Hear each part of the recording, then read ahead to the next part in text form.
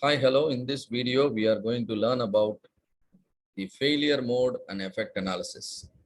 So failure mode and effect analysis is an important tool which will help us to understand the risk associated in our process, the risk associated in our solution, right? So let us understand what FMEA is and then the terms associated with the FMEA like RPN and action priority method we'll learn in this video. So these are the objectives of this session. I'll help you understand the terms severity, occurrence and detection ranking, and then the risk priority number and action priority table, and PFMEA and DFMEA. PFMEA means process FMEA, DFMEA means design FMEA. That means FMEA can be used at the process level as well at the design level. So these are the important terminologies with related to the FMEA. FMEA means failure mode and effect analysis. AAAG, the Automotive Industry Action Group. VDA, Verbander Automobile Industry, it's a German automobile industry. RPN means risk priority number, action priority. AP means action priority. So what is FMEA? FMEA is an analytical methodology used to identify, quantify, prioritize, and evaluate risk associated with your process, with your solution. It highlights weakness in the current design or process in terms of the customer's viewpoint. The FMEA helps you to prioritize the potential defects, recommends corrective action, and it is originally developed and applied by NASA in the 1960. However, in 1974, US Navy developed the military standard 1629, where this FMEA is included. So FMEA, there are two types. One is process FMEA, another one is design FMEA. Whenever you make changes in the process, you are analyzing the failures, you can use of process FMEA. Whenever you are changing the designs, like you are redesigning a product or redesigning a process or redesigning a layout, you can think of doing design FMEA.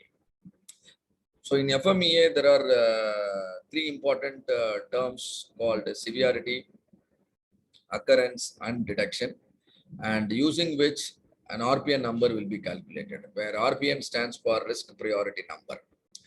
If a problem happens, if a failure happens, how severe the failure is to your customer. And based on that, you can give a ranking of 1 to 10, right? This is called the severity ranking. And if a problem or a failure is happening, how frequently it is happening, right? And that will, again, there will be a ranking from 1 to 10 based on the frequency of occurrence of the problem. And that is called occurrence ranking. And then detection ranking.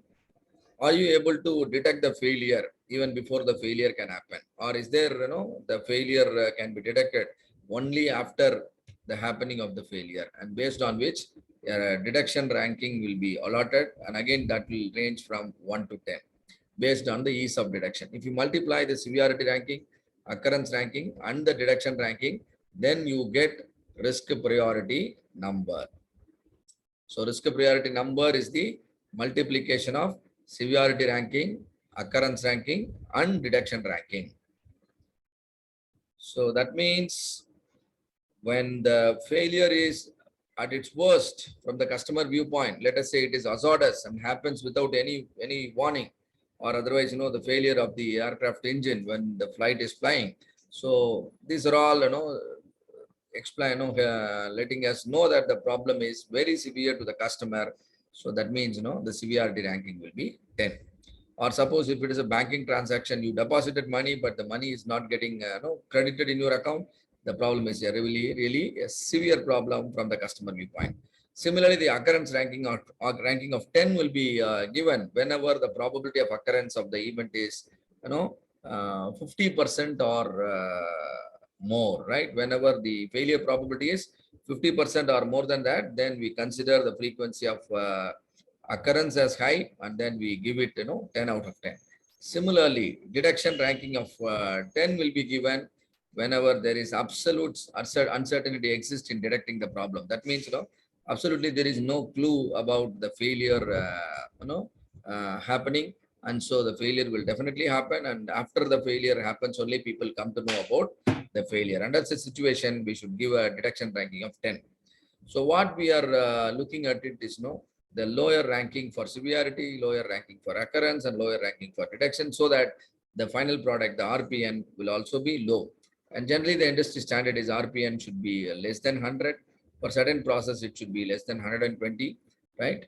So now we have understood about when to give 10 for the severity, 10 for the occurrence, and 10 for the detection. When should we give 1? The severity should be given a ranking of 1 when the failure has no effect on the side of the customer, right? For example, you deposited money and then the money is credited, but there is a delay of 5 minutes. Actually, delay of 5 minutes probably less effect, I would say, but less effect is close to no effect. So you can give the severity ranking of 1. Similarly, occurrence ranking of 1 when the occurrence is very rare, occurs very, very remotely.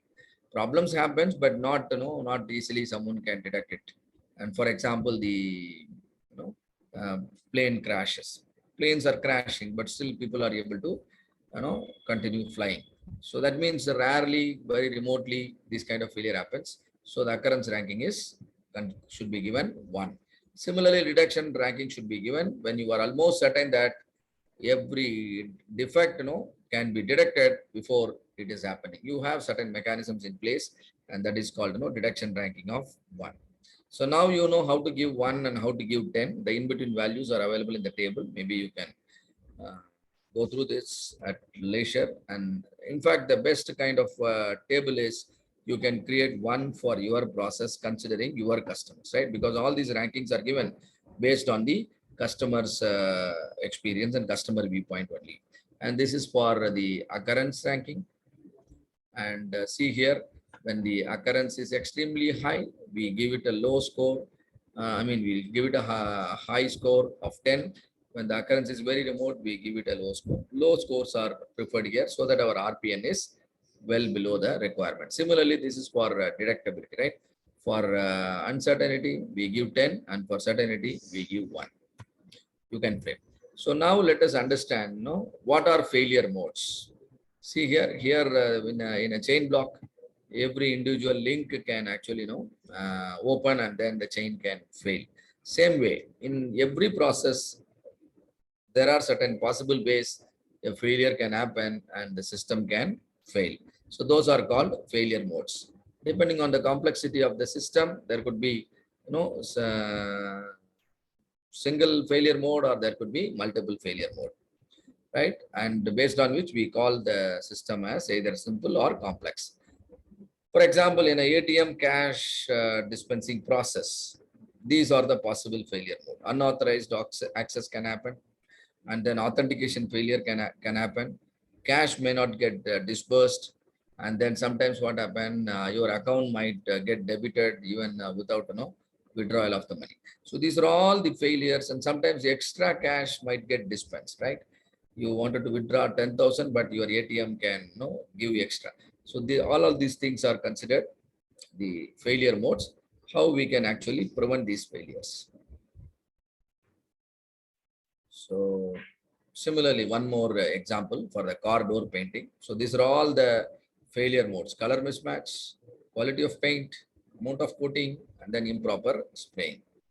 So these are the steps in FMEA. First of all, you should identify all failure modes, then assign a ranking in terms of severity, occurrence, and detection, and then multiply the values to get your RPN, that is severity multiplied by occurrence ranking multiplied by detection ranking.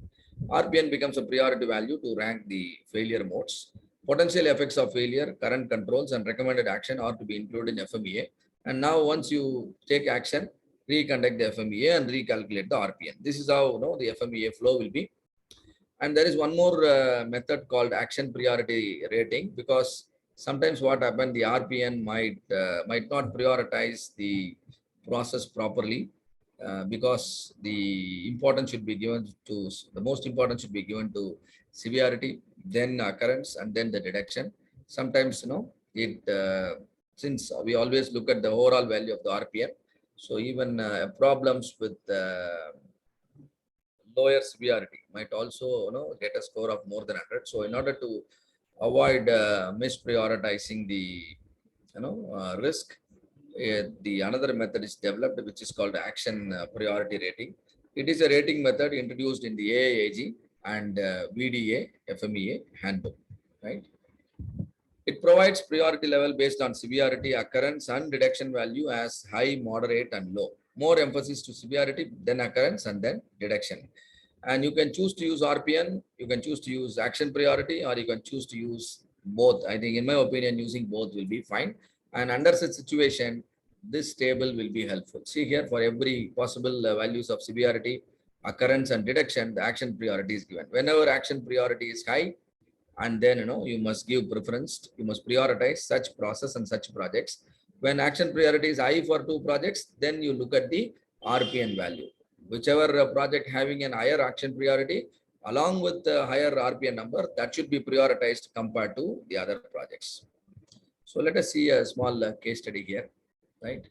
See the ATM process. For ATM cash dispersal process, the step is process step is indicated, failure modes are indicated, and failure effect is indicated, severity ranking, potential cost, occurrence ranking, and then how current process is controlled, and then deduction ranking, and what is the RPN, and action recommended or given. And this is how the tables will be filled up. And let us analyze this thing little more detail. So this is same thing for a painting process, and how the painting process failure happens. Car door painting, color can mismatch, the quality of the paint can be different, an amount of coating can be different, and improper spraying. These are all the failure modes.